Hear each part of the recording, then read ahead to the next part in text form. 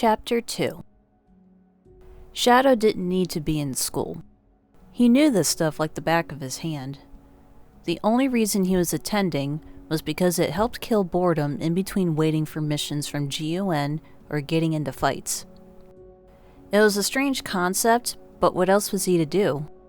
Nothing sparked his interest outside of riding his bike, but it wasn't like he could just do that all day every day. At least this way he was close to the gang should anything pop up. As the teacher droned on about equations, Shadow was letting his mind wander. Why was he still here? Not here as in school, but here as in alive. The reason for his creation was gone decades ago, and the Black Arms aliens were defeated. There didn't seem to be any kind of real purpose to his existence anymore. Sure, there was GUN, but that wasn't really fulfilling. Working for the military? Okay, but is that all he was to be? A special agent? On occasion, he helped Sonic fight Eggman's attempts to taking over the planet and other evildoers that popped up. Fighting was Shadow's strongest talent, but he still felt hollow. Something was missing. Crossing his arms over his desk, Shadow sat his chin down and gazed onward. He had wondered if taking his own life would allow him to be with Maria once more. It could work. It certainly would eliminate his problem of what he should be doing with himself. However, what would Maria think if he did that? Would she be happy to see him, or would she be upset? She was a pacifist and loved life. Here he was living, and he was contemplating ending it because he was rudderless and, well, lonely. Maria, Shadow whispered to himself. It had become a ritual for self-comfort. Hearing this, Sonic quirked an eye and turned to Shadow. It sounded like his rival said someone's name, but he didn't quite catch it. Noticing that Shadow didn't appear to be engaged with the class, the teacher called out to him from the front of the classroom. And what is the answer to the problem I have here on the blackboard, Shadow? Seated in the back row of the class, Shadow closed his eyes with annoyance and answered without missing a beat. 25. There was a pause of silence from the teacher. Maybe he was paying attention after all. Either that or a good guess. Then again, Shadow was a highly intelligent student. He never did homework, but aced all the tests. His grades would be a lot higher if he gave half a crap. Every teacher who cared hated seeing a student with a lot of potential just wasted. She had tried motivating Shadow to try harder, but he wasn't budging. That's correct, she finally replied and turned back to the blackboard with the chalk stick in hand. Okay, class. Let's go over how that answer was acquired. To show off, Knuckles mumbled. He was never one for book smarts and had a difficult time with certain classes. Yet there was Shadow, not doing anything but the bare minimum, and knew all the answers. What gives? How do you know all this stuff? When classes ended, Sonic and his friends picked up the younger members of their group from the elementary school. Altogether, the group was over a dozen members. There were Sonic, Amy, Knuckles, Tails, Shadow, Rouge, Cream, Silver, Blaze, Big, Mighty, Espio, Vector, Charmy, Omega, and Fang. However, Charmy and Omega have been absent. Sonic folded his hands behind his head and looked up at the clear blue sky between the tall buildings of Station Square. There were only a few white puffy clouds in the sky. The weather was beautiful. That was the best part about autumn. Temperatures dropped from being crazy hot. This opened opportunity to do outdoor stuff. Behind him, Sonic could hear everyone trying to figure out what activity they should do today. It was Friday, so there was no school for a couple of days. Well, we could go to the mall, Amy suggested in a jovial tone as she walked slightly behind Sonic. Shadow had one of his earbuds in, listening to a song. One ear remained open to listen to everyone, but it just seemed like the usual mindless drivel to him. It didn't matter where they went or what they did, Shadow would just spend the time brooding off to the side anyway. He kept his hands shoved in his jacket pockets as he walked at the front next to Sonic. His red eyes weren't looking at anything in particular as he let his mind drift with the song he was listening to. Some days, I pray, someone will blow me away. Make it quick, but let it burn, so I can feel my life fade. What about a slumber party? Cream asked with bright eyes. We haven't done one in a while. Tails beamed with a smile. Ooh, I like that idea. I got a new sleeping bag too. It's Hello Doggy. I would love to see it. Oh, you'll love it. It's got Hello Doggy running through the forest with his friends. Then the small girl tugged on Amy's dress. Can we have a slumber party at your house, Miss Amy? Sorry, we can't. Our apartment's pretty small. It doesn't have enough room for everyone. Mighty raised his hand and pointed to Vector from over top of Espio's head. If we do a slumber party, I suggest Vector's house. I think it has the most space. The last time they had a slumber party, it was at Mighty's house, and it was a tight fit. Real tight. Especially with the young children running to and fro. 3 rooms had to be used to accommodate everyone when it was time to sleep, and it was still cramped. Vector's living room was massive. It can hold everyone with room to spare. They couldn't use his home previously as there were renovations going on at the time. Which reminded a certain ninja. Vector, did you pay the rent for the office? Espio asked. Not yet. Vector rubbed the back of his head and avoided eye contact with his coworker. How can you afford to renovate your home when we couldn't afford rent for the office? Vector shrugged.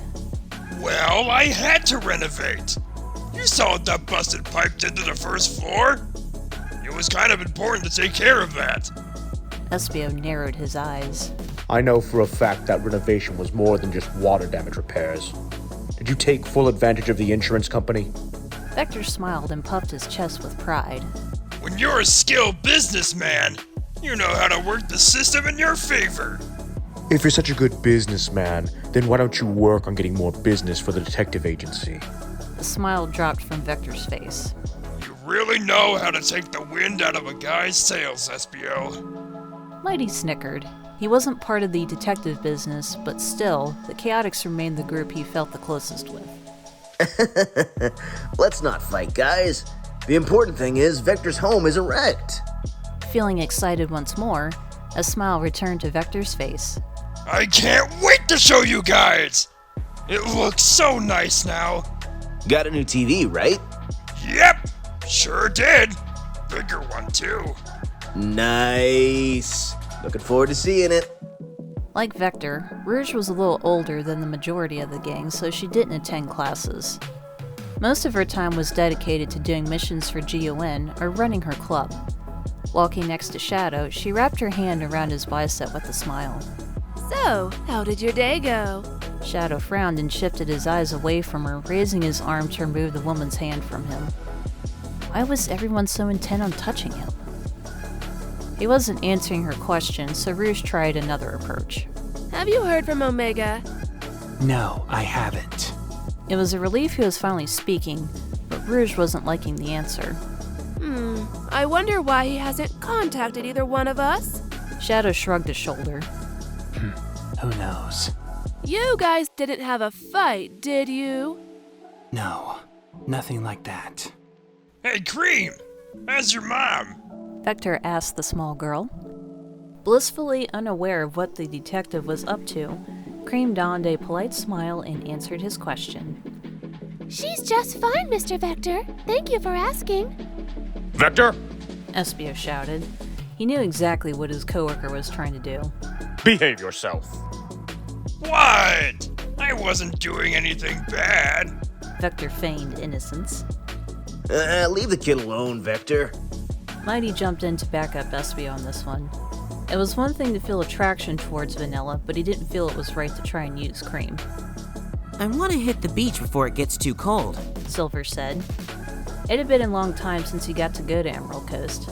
Eggman kept everyone busy during the summertime, so there was no time for recreation. The would-be tyrant had been quiet for a little while, so maybe now they could travel for fun. Big smiled upon hearing the word beach. I like fishing. So does Froggy. Maybe if enough people wanted to go to the beach, Silver could get his wish. Silver elbowed Big's side gently. You could fish at the beach. Emerald Coast is a great fishing spot, I bet. Big nodded his head. Mm-hmm. The ocean has all kinds of good fish. Putting a finger to her bottom lip, Amy tilted her head back to look up at the sky in thought. She agreed that the beach was a good idea. Blaze rubbed her chin in thought. It's still warm out, so the breeze will feel nice. Silver's eyes lit up. Were more people liking his idea of the beach? He turned to Blaze with a smile.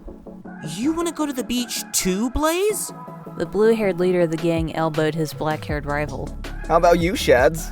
Shadow scowled at Sonic for the silly nickname in the physical contact. There somebody went, touching him again. A quick glance to get the message across that the interaction was unwanted, then Shadow turned away. Sonic sighed, but shrugged it off. Of course. As always, Shadow was unwilling to interact with anyone. Sonic donned a smile anyway, not letting Shadow's mood ruin his own. Yeah, I could go for the beach. I could use some relaxation after that brutal science test. Reminded of the test, Knuckles' shoulders drooped. I hope I passed it. The periodic table has so much stuff in there. How do they expect anyone to be able to remember all that? To be fair, they did kind of spring that on us with no time for preparation. I heard they were trying to speed things up this year. Like the superintendent is trying to impress some big shot or something. They know we're human, right? And not robots? Ugh, makes you wonder. Sometimes I feel like the curriculum was being written by Eggman.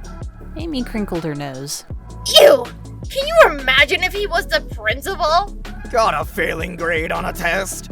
Off to the roboticizer you go! Sonic swung his arm forward, pointing ahead with an exaggerated displeased expression on his face. Rouge called out, waving her hand to the rest of the gang. Hey guys, hold on a second! Everyone came to a stop and turned their attention to Rouge, who was pointing to some TVs in a distorted display window.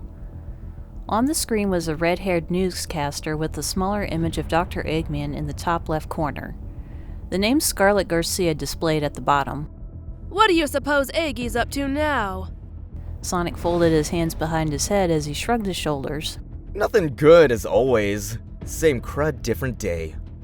Earlier today, it was discovered that Dr. Eggman took a trip to the Space Colony Ark. The newscaster could be heard saying. This piqued Shadow's interest. He narrowed his eyes and pulled out the tiny speaker from his ear. Indeed. Why has the doctor traveled to my old home? Sonic rolled his eyes at the news and scoffed. Again! Didn't you learn last time that it won't work? He needs to just give it up. Reporter Johnson was on the scene earlier and managed to catch a short clip when Dr. Eggman landed back on Earth. Can we roll that clip, please? The screen changed and showed an image of Dr. Eggman supervising his two henchbots carrying what looked like a capsule of some sort. The robots were complaining about the weight of the item and seemed to be having trouble managing it. The two wobbled side to side as Orbot and Cubot carried the object. Eggman hushed them and commanded them to continue while being careful not to drop the item. Then he looked over his shoulder and saw the cameraman. The clip went black after Dr. Eggman put his hand over the lens and told the news crew to buzz off. The TV screen changed back to Scarlet seated at her desk. Johnson and his team said they saw a girl inside that tube. Amy's eyes widened and she raised her hand to her mouth. A girl? Blaze shook her head. Why would a girl have been on that space station? I thought it was abandoned. Fang scratched his temple with the tip of his pop gun and raised a brow.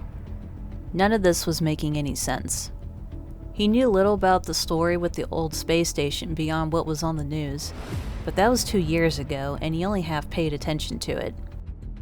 Scarlet went on. Between the accounts of Johnson's team and analysts, we were able to uncover more information. There was indeed a girl inside that thing, and there was evidence of a gunshot wound on her back. We don't know if Dr. Eggman made the injury or someone else. One thing is for sure, that girl is critically injured and needs medical attention right away. If anyone has any information... At this point, Sonic had his arms crossed over his chest and a frown on his face. Oh man, that's not good. Amy turned to Sonic. Oh, the poor girl. What is Eggman thinking? She could die! We're gonna do something about this, right? Mighty asked with his right hand balled into a fist, eager to help anyone who is in trouble. Knuckles turned to Sonic. Didn't the reporter say something about the Space Colony Ark? Yeah, she did actually. I wonder if Shadow... Shadow? Sonic was turning to where Shadow had stood to inquire if he knew anything about what was going on. The Space Colony Ark was his territory. Alas, the Dark One was no longer there. He had already disappeared.